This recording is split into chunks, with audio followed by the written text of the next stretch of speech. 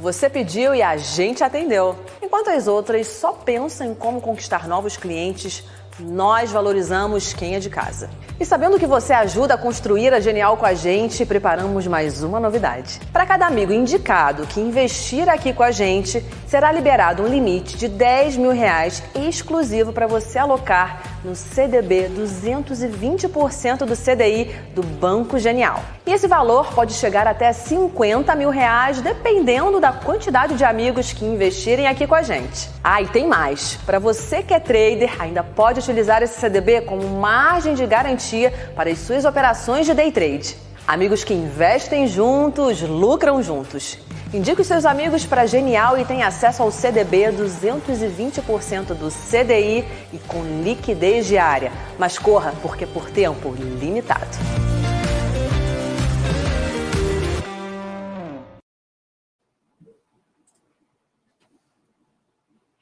Fala pessoal, muito boa tarde a todos. Hoje o Conversa Aberta tá diferente, né? Eu tô aqui no lugar da Denise Barbosa. A gente vai bater um papo com o pessoal da Aeres para comentar um pouco do que foi o segundo trimestre de 2021. O Bruno tá aqui comigo, o Bruno Lolli, que é diretor de RI da Aeres, sabe muito mais da empresa do que eu, então vai estar contando para vocês um pouquinho do que foi esse segundo tri, tá? Eu queria, antes do Bruno se apresentar, já trazer alguns destaques, tá, da Aeres no segundo tri. A gente viu que a companhia reportou um EBITDA de 55 milhões ali, enquanto o mercado esperava cerca de 57, então veio um resultado um pouquinho abaixo, mas veio em linha com o esperado. Na questão do lucro líquido, a gente viu um lucro de 18,7 milhões, enquanto o consenso esperava 29 milhões, e a gente tem o Bruno aqui para comentar um pouquinho dos resultados. Bruno, se você pudesse apresentar, dar um oi pro pessoal aí. Boa tarde, Igor. Boa tarde para todos que estão nos assistindo hoje. O segundo trimestre foi um pouco mais desafiador do que o usual. A gente teve alguns eventos de entropia, vamos dizer assim, né? Tanto associado ao ciclo logístico de matérias-primas, mas principalmente, eu acho que é reflexo da pandemia na parte de absenteísmo, né? A gente teve ainda um volume importante de pessoas que não compareceram para trabalhar. Muito isso associado a alguns sintomas da Covid, né? A segunda onda foi bastante intensa aqui no Ceará. A gente já nota uma melhoria importantíssima agora no terceiro tri, né, com o avanço das vacinações, mas o segundo tri ele foi, de fato, mais turbulento que o usual. A despeito disso, a gente conseguiu manter volumes de produção conforme os acordados com os clientes e até melhorar um pouco nossas margens. Maravilha. Ô Bruno, eu queria que você comentasse um pouco da queda que a gente viu, principalmente no número de sets entregues, né, no número de PAS que vocês acabaram entregando. Isso certamente é reflexo da pandemia, desse número menor de funcionários que vocês tiveram ali no chão de fábrica. Mas o que eu posso dar de destaque positivo, acho que principalmente foi a capacidade que vocês continuaram entregando de megawatt por pá. Eu queria que você comentasse isso com o pessoal, falando qual é a perspectiva disso, se isso tende a aumentar, se isso tende a diminuir e o porquê disso se manter no mesmo nível. Quando a gente olha a razão de megawatts por pá, Igor, o que a gente tem é tendência de crescimento. Quando a gente olha o backlog da companhia, é 4,7 megawatts por máquina e a expectativa de entrega para esse ano é por volta de 4.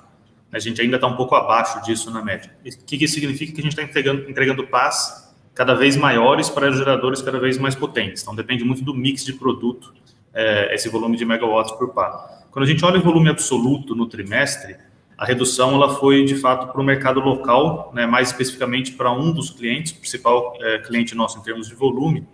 A gente passou parte do volume deste ano para o ano que vem, e aí foi um problema muito pontual de suprimento de um dos insumos, né, as peças de fibra de carbono, os pultrudados de fibra de carbono.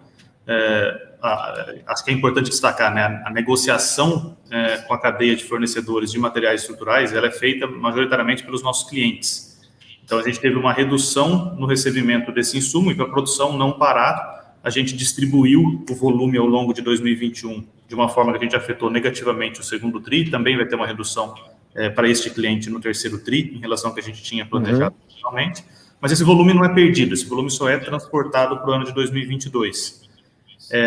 Em termos de redução do absenteísmo afetar volume de produção, na prática a gente teve muito pouco reflexo disso. A gente resolveu, para não ter esse efeito, antecipar um volume de contratações para atender o projeto novo que a gente começou a executar no segundo TRI, que é Siemens Gamesa. Sim. Então, o efetivo nosso hoje, ele está ajustado para este nível de absenteísmo, e a gente não vai precisar reduzir efetivo quando o absenteísmo cair, porque eu vou demandar essas pessoas para o ramp-up de Siemens Gamesa. Então, o que a gente fez, na verdade, foi antecipar. Ao antecipar, obviamente, eu coloco mais custo na companhia. E quando eu tenho um cliente postergando entregas, eu tenho também menor capacidade de diluir custo fixo. Então, a gente teve muita coisa remando contra, né, atrapalhando a obtenção de um resultado melhor, mas ainda assim a gente conseguiu melhorar a margem EBITDA, porque a gente teve um esforço muito grande na gestão de materiais. A gente sabe que o ciclo logístico está bastante complexo, né, os materiais estão demorando mais para chegar até a fábrica e estão mais caros na média. Por contrato, a gente tem a habilidade de repassar isso para o cliente. Em alguns casos, a gente consegue repassar com um mês de atraso, vamos dizer assim, sempre com efeitos retroativos.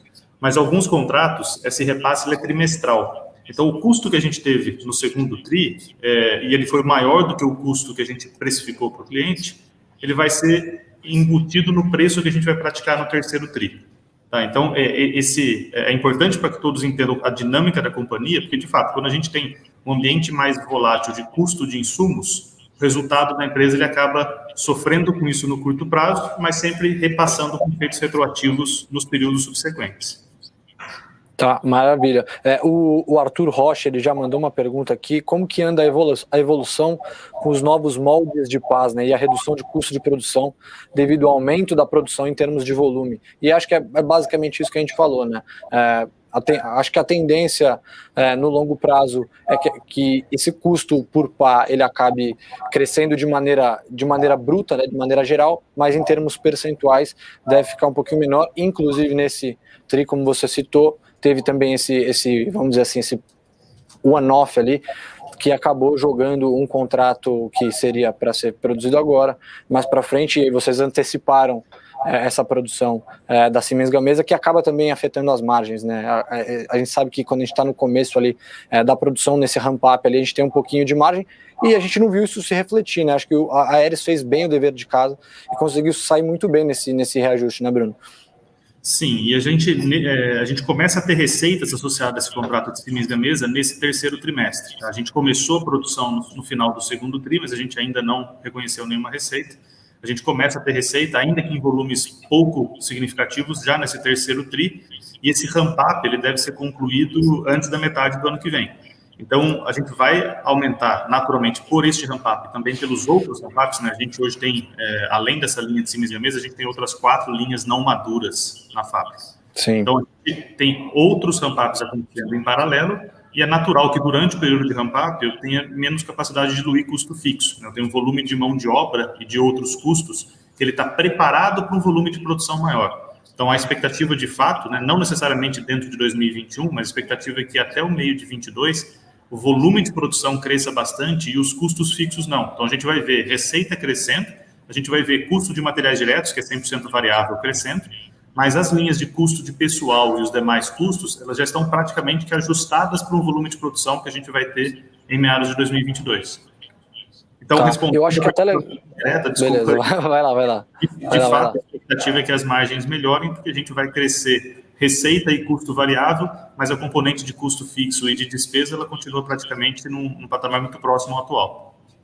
Eu acho que é até legal você explicar para o pessoal essa dinâmica de margens da companhia, né? Embora não seja o foco de vocês, né, ter um target de margem, mas já acho que é legal você explicar isso, porque quando a gente está no processo de maturação de linha, é quando a gente tem maiores custos, né, da produção, você está fazendo essa rampagem, tem também treinamento, você ainda não está a pleno vapor, acho que até você pode falar melhor do que eu disso para o pessoal. Não, você está corretíssimo, Igor. A gente, na prática, a gente tem contratos com duração média de 4 anos. E durante o primeiro ano de execução do contrato, e por alguns meses antes de iniciar a execução do contrato, a gente começa a alocar custo fixo, a gente começa a estruturar a companhia para atender aquele contrato de uma forma que ainda não captura toda a eficiência do produto. Então, esse período de ramp-up, e é característico da indústria, ele não é tão curto. Então, eu não levo um mês para que os níveis de custo de produto e de margens estejam ajustados. A gente leva quase um ano para isso. Então, é um processo bastante artesanal, fabricação de pá, é um processo que requer muito treinamento, muita especialização.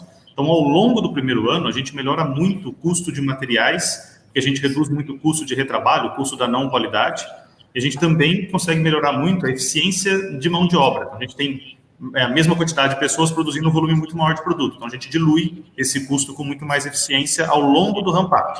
Então, é natural que a empresa tenha muitos ciclos de margem. Quando eu cresço muito rápido, quando eu tenho um volume muito grande de linhas não maduras entrando, eu tenho naturalmente essas margens decrescendo no primeiro momento. Só que quando eu estabilizar, eu estabilizo num patamar melhor do que eu tive quando eu estabilizei margens no passado. Então, esses saltos de crescimento, eles sempre vão vir precedidos por quedas de margem. Isso é bastante comum no mercado que a gente está. Tá, e assim, aparentemente o que a gente olha é que isso afeta de maneira pontual, mas no longo prazo o crescimento da empresa ele não é afetado por esse tipo de, vamos dizer assim, de margens cíclicas, né? Você está correto. Quando a gente precifica, né, a gente precifica sempre olhando uma meta de retorno sobre o capital investido médio daquele contrato. Então, já é esperado, já funciona dessa forma, da gente ter uma queda de margem no primeiro momento para depois uma recuperação. Quando a gente olha o retorno ao longo do contrato todo, ele tem a mesma dinâmica. Eu começo com retornos menores e depois esse retorno estabiliza acima dos níveis médios.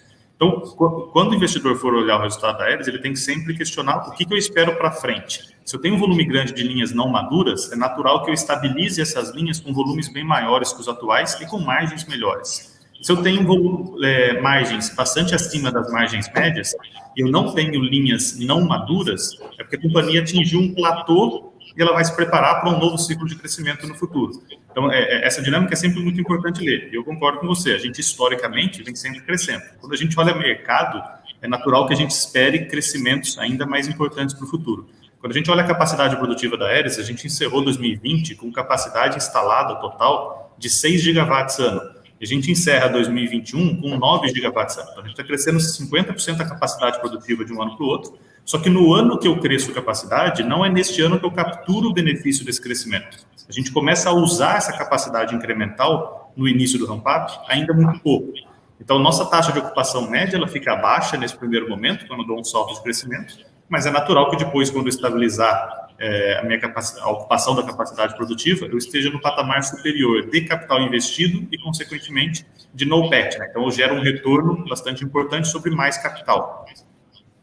Sim, eu sei que é difícil de falar de métrica ou de target de retorno sobre capital investido, até porque os contratos eles são muito específicos e são diferentes dependendo do tamanho e do tipo do projeto, mas quanto que vocês esperam de média para os próximos anos, ou quanto que seria o ideal para a Aeris, vamos dizer assim? Para um contrato padrão, Igor, né, isso, obviamente, isso oscila dependendo do volume de risco que a Aeris assume em cada relacionamento. Mas para um caso básico, a gente precifica por volta de 25% de retorno ao ano. Tá? É a forma que a companhia precifica. É lógico que a execução desse contrato ela pode ser melhor ou pior do que o que foi precificado. Historicamente, a gente tem entregue resultados até melhores do que esses 25%. Tá? Mas a gente precifica sempre para obter por volta de 25% de ROIC. Tá, maravilha. Outra coisa que eu queria te perguntar, assim, historicamente vocês têm entregado mais ou menos ali cerca de 100 sets por linha, né? Vocês conseguem aumentar essa produtividade sem necessariamente aumentar chão de fábrica? Ou qual é a métrica ideal para a Aeris, assim, vamos dizer, em termos de produtividade? É um ponto importante. Quando a gente olha historicamente, era comum a gente sempre estabilizar o ciclo de produção por volta de 24 horas. Então, eu conseguia, para cada linha de produção, entregar por volta de 300 pás por ano, que significam 100 sets. A potência média do aerogerador vem crescendo. Então, e as pás vêm crescendo. Para os contratos novos, em muitos casos, eu não tenho a obrigação de entregar 300 pás por ano. Em alguns casos, a gente tem obrigação, na maior parte dos casos, a obrigação da Aeris é menor do que essa.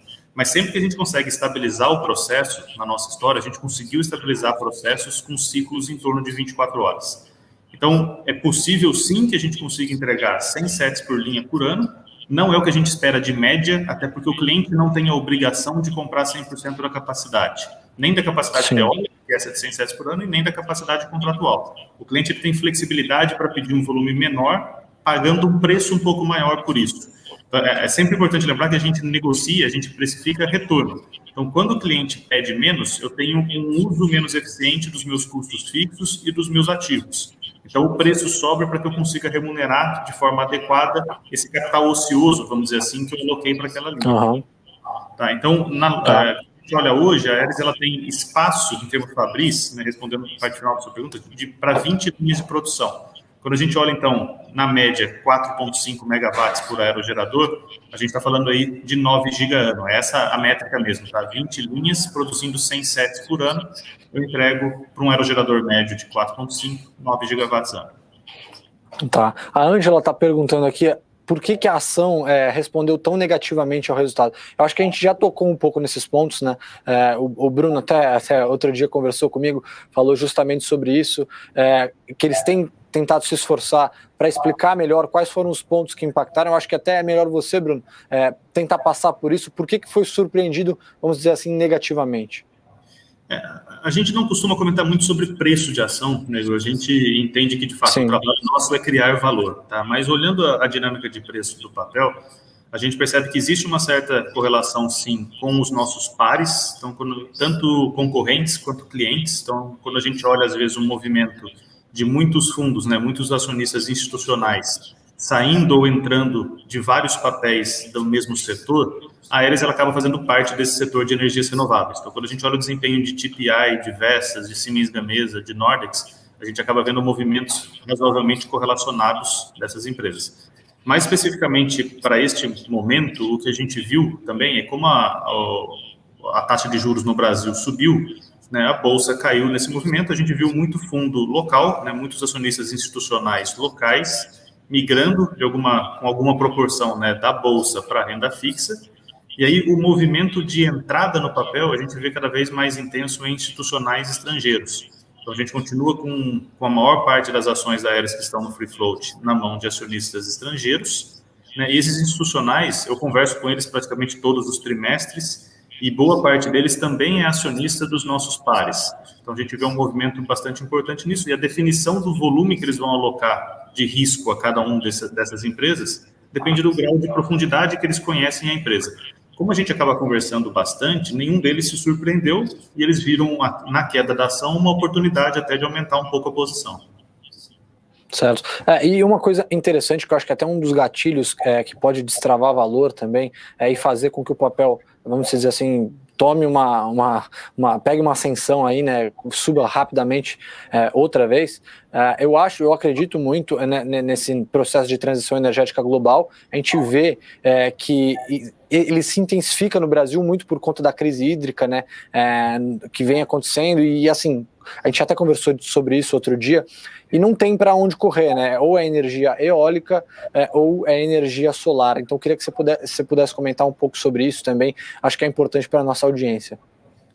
Eu acho que esse ambiente de crise hídrica, Igor, a gente tem que analisar isso não como um fenômeno de curto prazo, inesperado, uma surpresa. Na verdade, mudança climática acho que está cada vez mais solidificado na cabeça de todos, que é um processo causado por nós, seres humanos, e que existe a tendência de que a gente tenha cada vez mais efeitos disso. Então, crise hídrica no Brasil não é para ser um negócio novo, é basicamente para ser o novo normal. Então, a gente vai conviver com maiores amplitudes no regime de chuvas, e para isso a matriz elétrica não pode ser super dependente das grandes hidrelétricas. A gente precisa ter, de fato, uma matriz mais diversificada, e quando a gente olha crescimento e diversificação, a gente ainda tem muito espaço para as energias renováveis limpas, né, como a eólica e a solar que você comentou, para ocupar esse crescimento necessário e deixar o sistema cada vez mais robusto. Acho que a grande vantagem do Brasil em relação à média mundial nesse sentido é que quanto mais energia eólica e solar a gente tem na rede,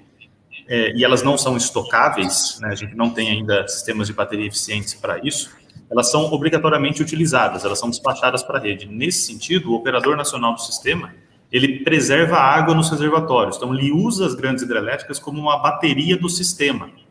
Então, no passado, a gente via muito que as termoelétricas seriam a bateria do sistema, enquanto as hidrelétricas seriam um grande motor de geração de energia. Hoje, o que a gente enxerga para o futuro não é isso. É que as termoelétricas não têm mais espaço por conta de serem fontes poluidoras. O que a gente precisa, de fato, é ter grandes gerações eólica e solar para ser o coração do sistema e usar as grandes hidrelétricas que já estão instaladas como bateria. Não existe mais espaço para aumentar a matriz elétrica com grandes hidrelétricas. Não existe mais queda d'água significativa no Brasil, não existe mais capacidade de fazer grandes investimentos sem impacto ambiental importante. Então, além de tudo, a gente consegue pulverizar mais a geração. A gente não deixa de concentrar o risco em poucas usinas de geração, já que a eólica e solar são naturalmente pulverizadas. Então, o risco do sistema diminui. E esse fenômeno não é só local, né? A gente vê o mundo inteiro, né, até por segurança energética, partindo para um cenário de gerar energia dentro de casa, não precisar importar energia, né? A Europa não depender do gás da Rússia, por exemplo. Então, é um movimento super natural. A gente vê vários países ao redor do mundo instalando parques eólicos e solares. Em termos de competitividade, em termos de preço, a eólica onshore continua mais barata de todas elas. Então, é natural que, por muito tempo, a gente ainda veja como o grande vetor de crescimento das renováveis as eólicas. Sim, e aí o Arthur Rocha ele fez outra pergunta aqui, pedindo para você dizer se existe alguma diferença de composição no material das pás que são feitas para projeto onshore e para as pás que são feitas para projetos offshore. Existe alguma diferença, Bruno? Respondendo ao Arthur, Igor, na verdade não existe diferença. A gente viu ao longo dos últimos anos uma mudança mais importante na filosofia de materiais, na filosofia estrutural do design das pás, que é exatamente o uso do carbono. Para a maior parte das pás com menos de 60 metros, a gente tinha poucos casos onde a gente via fibra de carbono sendo utilizada. Quando as pás começaram a crescer mais, isso só do onshore, estou falando por enquanto, tá? A gente já viu que basicamente quase todas as pás acima de 70 metros já usam fibra de carbono para que o peso das pás não cresça muito. Então, quanto mais leve a pá, né, estou falando de pás gigantescas, quanto mais leve a pá, menos peso eu tenho na torre, e quanto menos peso eu tenho na torre, mais leve, mais barata ela pode ser. Então, a gente consegue tirar custo do aerogerador quando a gente tem pás que são mais otimizadas em termos de materiais. Do onshore, com mais de 70 metros, para o offshore, que são pás que hoje aí estão ficando já na faixa dos 110 a 120 metros, a diferença conceitual é zero. O design é igual, os materiais são iguais, as tolerâncias são muito próximas. É basicamente um produto um pouco mais longo, mas que usa exatamente a mesma filosofia estrutural e a mesma concepção de materiais na estrutura do produto. Tá bom. Eu queria que você pudesse comentar, até foi uma pergunta do Marco Antônio aqui, ele está perguntando se existe a possibilidade da assinatura de novos contratos com novos fabricantes de aerogeradores ainda no ano de 2021. Nós temos 5 clientes hoje, Igor, esses 5 clientes juntos, né? Vestas, Siemens Gamesa, Nordex, GE e WEG, eles têm mais de 90% de participação no mercado no mundo ocidental. Então, novos clientes não estamos negociando. Agora, contratos novos com estes 5 clientes, com vários desses 5 clientes, sim estamos negociando, existe sim uma possibilidade de novos contratos serem assinados ainda neste trimestre. Tá bom, maravilha. Outra coisa que surgiu uma pergunta aqui, foi perguntando se você pode comentar como está o avanço do market share na América Latina e na Europa. Na América Latina, a gente certamente vem crescendo, tá? O Brasil continua sendo o principal mercado na América Latina, mas a gente também está entregando um volume importante para parques eólicos no Chile. Europa é um mercado que a gente ainda tá com pouco volume de entregas. Na verdade, o mercado europeu em si, ele está muito mais voltado nesse momento para a expansão no offshore. Então, a Aeris hoje ela não entrega muito volume para o mercado europeu. A gente, quando exporta, a maior parte do volume continua indo para os Estados Unidos, e a gente vem crescendo também participação no mercado da Austrália.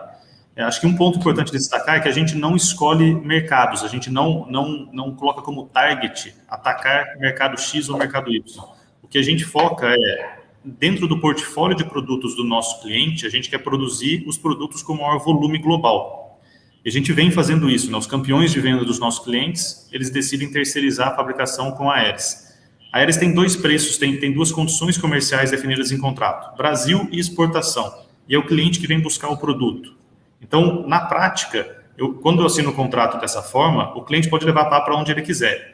Neste momento, o mercado americano está superaquecido, então boa parte do volume de exportação nosso está indo para os Estados Unidos. Quando a gente olha o market share de uma forma isolada, ano passado a gente teve 7,3% de market share no que a gente chama de mercado-alvo, que é mundo menos China. Esse ano a gente certamente cresce e o ano que vem a gente cresce muito mais.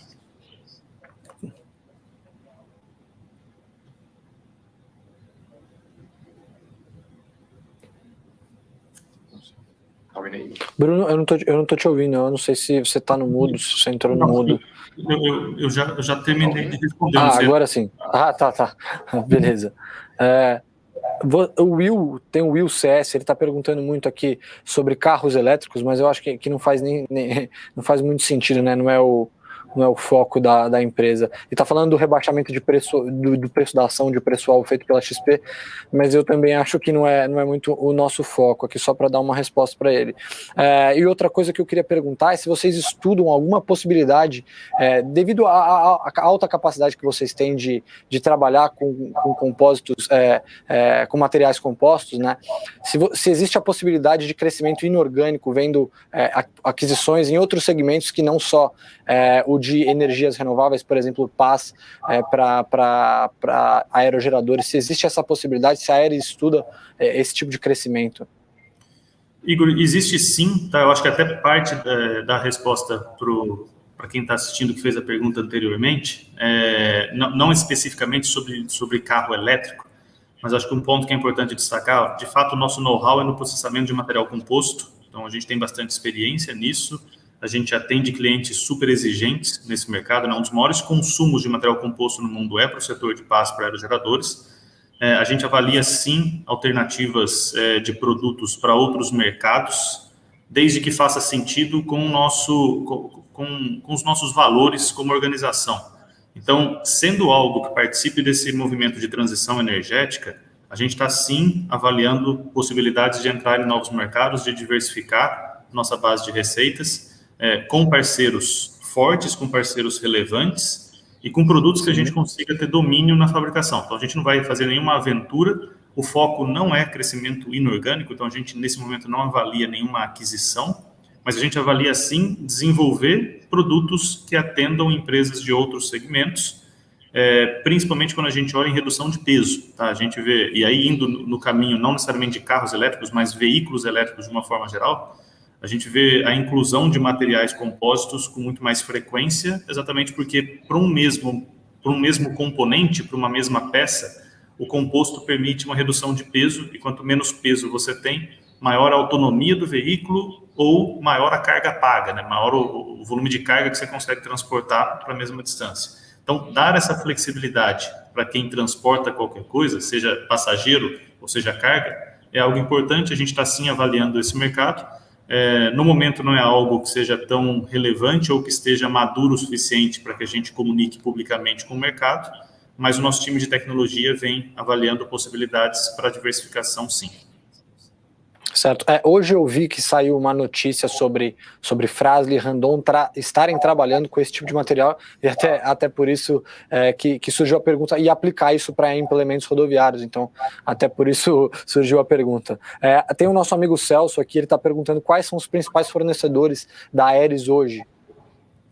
Acho que, olhando até por toda a história, tá? Como a gente sempre comprou muita fibra de vidro, muita resina, os principais fornecedores são desses componentes, né? Alguns desses fornecedores têm unidades também no Brasil. Então, eu poderia dizer hoje que talvez os dois principais fornecedores nossos são a OCV, a Owens Corning, para a parte de fibra de vidro. A gente tem múltiplas fontes de fornecimento de resinas, mas aí eu diria que a Hexion, que a Blue Cube, na antiga Dow Química, também são fornecedores da companhia. Para pultrudados de fibra de carbono, a gente tem múltiplas fontes de fornecimento. Acho que o destaque principal é Zoltec, Alsheng, Dawaska, Fiberline. Então, tem boa parte dessas empresas são empresas globais. É um mercado bastante, com poucos players de bastante relevância. Então, é um mercado razoavelmente bastante concentrado, tanto os nossos clientes quanto os fabricantes de PAS, e também quando a gente olha ao longo da cadeia para os nossos fornecedores. Tá, perfeito. Eu queria que, se você pudesse falar, qual é o impacto desse novo pacote de infraestrutura nos Estados Unidos, o que ele afeta a Aeris e por que ele é positivo, visto como positivo por vocês? Acho que nesse primeiro momento a gente vê um ambiente muito positivo para offshore nos Estados Unidos. A gente vê investimentos sendo prometidos, né, para a adequação dos portos. Isso pode ser bastante favorável para um crescimento ainda mais rápido do offshore nos Estados Unidos. E o que surpreendeu no pacote de infraestrutura de forma bastante positiva foi um investimento grande em linhas de transmissão. Nos Estados Unidos, como a matriz não é tão integrada quanto a brasileira, qualquer investimento em linha de transmissão tem potencial de viabilizar parques onshore que não eram viáveis no passado. Então, a gente pode, com esses investimentos em linhas de transmissão, né, que estão dentro do pacote de infraestrutura, viabilizar diversos parques eólicos onshore, e o onshore nos Estados Unidos ele está todo concentrado no corredor central do país. Como a gente está muito próximo, com acesso direto ao porto de Houston, a gente acaba sendo super competitivo para atender esse mercado. Então, a gente de fato vê de forma positiva o pacote de infraestrutura nos Estados Unidos, mas acho que mais importante que isso é o ambiente, é o movimento, né? A gente, cada ano que passa, a gente percebe que fica menos dependente de ações pontuais do setor público para a instalação de eólicas, e a gente vê mais o movimento da sociedade civil, das empresas, para que a gente tenha esse crescimento. Então, a gente fica muito mais motivado, muito mais empolgado e confiante que o mercado vai crescer de forma mais sustentável quando a gente olha essa demanda, né? E, de fato, quase todas as empresas grandes no mundo estão com metas bastante agressivas de descarbonização. Isso passa pelo consumo de energias renováveis. E aí, dentro das renováveis, a gente sabe que eólica é das mais competitivas que a gente tem. Sim, e outra coisa que, já aproveitando o gancho, até foi uma pergunta também do pessoal aqui, do Anderson, como isso afeta a receita de serviços de vocês lá nos Estados Unidos? De forma bastante positiva. É lógico que não é um cenário de curtíssimo prazo, Anderson, mas a gente sempre fala que receita de produto depende de demanda nova. Então, eu preciso ou ter crescimento na base de aerogeradores instalados e de pás instalados, ou eu preciso de renovação da frota, só que a renovação da frota ela leva por volta de 20 anos. Então, um parque eólico dura bastante tempo. Quando a gente olha serviços, a dinâmica já é um pouco diferente e ela é melhor, porque a quantidade de serviço, quantidade de horas de serviço prestadas, ela é proporcional ao tamanho e à idade da frota. Então, cada ano que passa, eu tenho novos geradores sendo instalados e eu tenho geradores antigos ficando mais velhos. Quando a gente olha o mercado americano, que é mais maduro que o brasileiro, né, olhando só, por exemplo, o estado do Texas, a gente tem o mesmo volume de aerogeradores que o Brasil todo. Então, é um mercado muito mais... Muito grande. E é uma frota mais antiga, porque o mercado americano começou antes que o mercado brasileiro. Então, a gente vem crescendo de forma bastante importante na prestação de serviço nos Estados Unidos, e a gente vem atendendo muito bem os nossos clientes lá. Um desses clientes, por sinal, ele solicitou e a gente atendeu um aumento de escopo. Então, hoje, a gente não está prestando serviços apenas de inspeção e reparo nas pás, mas também em outros componentes do aerogerador. Então, a gente está, de fato, ampliando o escopo de oferta nos Estados Unidos. A gente está com uma equipe bastante engajada lá também. Então, é provável que a gente venha, ao longo dos próximos períodos, crescer bastante a relevância da divisão de serviços, tanto na receita quanto nas margens da companhia. Maravilha. Bruno, a gente passou um pouquinho do tempo aqui, mas eu queria agradecer você por toda a atenção aí com o pessoal. Acho que a gente conseguiu passar pela maioria das perguntas aqui, dar um bom feedback para o pessoal e contar um pouquinho sobre as perspectivas da Aeris, tá? É uma das empresas, como eu falei, que a gente tem olhado bastante aqui. É uma empresa que temos muitos investidores aqui na Genial que gostam da Aeris, tá? Então, muito provavelmente a gente deve aparecer com algumas surpresas mais para frente em relação à Aeris. E agradeço você, já deixo o convite para voltar mais vezes. Muito obrigado, Igor. Eu agradeço pela parceria e eu estou sempre à disposição para falar com vocês. Beleza, pessoal? Eu agradeço a atenção de todos. Espero vocês numa próxima aí. Não substituindo a Denise, talvez aqui ao lado dela. Então, eu queria deixar um agradecimento especial para ela também, que ajudou, que fez todo esse intermédio. E um abraço para vocês. Espero vocês na próxima.